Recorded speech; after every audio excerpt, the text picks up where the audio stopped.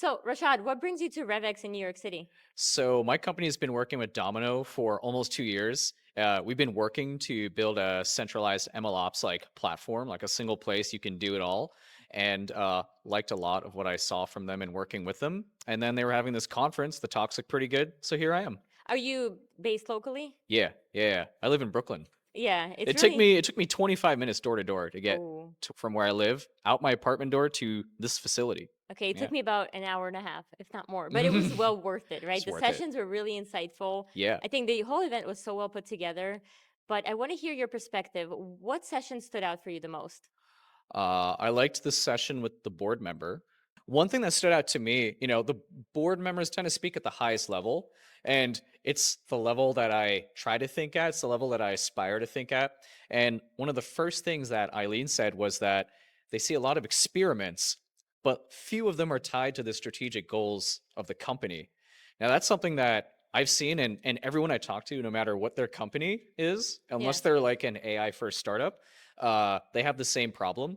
So typically, companies are like, AI is hyped. We need to get on the bandwagon.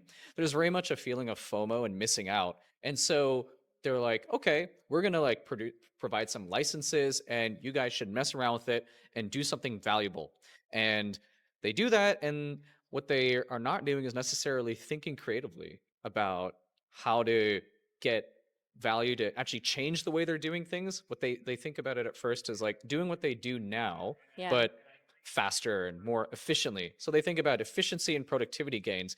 It's the simplest and laziest way to come up with the benefits of AI work. So I think at the board level, when they're saying, you'll go to the board and you'll say like we've executed over the last year 150 experiments or POCs.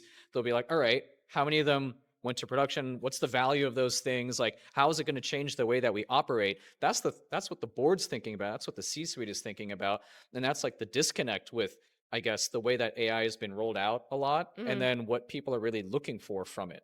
So I Yeah. thought that stood out to me from her. I Mm. really enjoyed that presentation as well, Hmm. especially from just her personality and delivery. She was fun. She was fun. I could have kept Just pure listening to. New York energy. I loved Yes. it. Yeah. Yes, I definitely enjoyed that. And some of these customer stories I think were really powerful. Mm. So last question for you Yeah. here. If this microphone was a magic wand Hmm. and you could fix any data AI analytics issue, how Hmm. would you do it? What would be your wish Oh here? yeah, it's pretty easy. Yeah. I would have an AI to automate the creation of the data fundamentals. Okay. So I would, build an AI system that would do the really hard work of going to these siloed data assets, coming up with questions to ask SMEs, asking those SMEs, creating the dictionaries, creating quality rules, all of that fundamental stuff.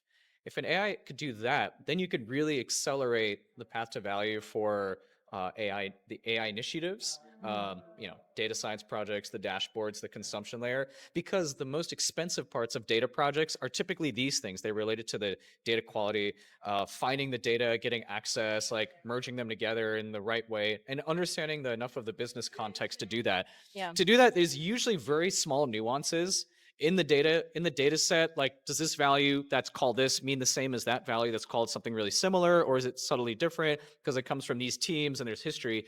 Often that knowledge is stuck in people's heads. Yeah. That's the hard part. So I think I wouldn't expect an AI to solve all of it. What I expect is an AI to act like a really good data steward or analyst, where it could come up with the questions to ask to take a critical mind, or the appearance of a critical mind, because we Right. don't know if AIs really think, right? Yeah. And then be able to ask those people an agentic system where it Yeah. acts as like a person, right? That would be amazing, because that's most data work today. Well, Yeah. I would have used my magic powers for world peace, but that's okay too.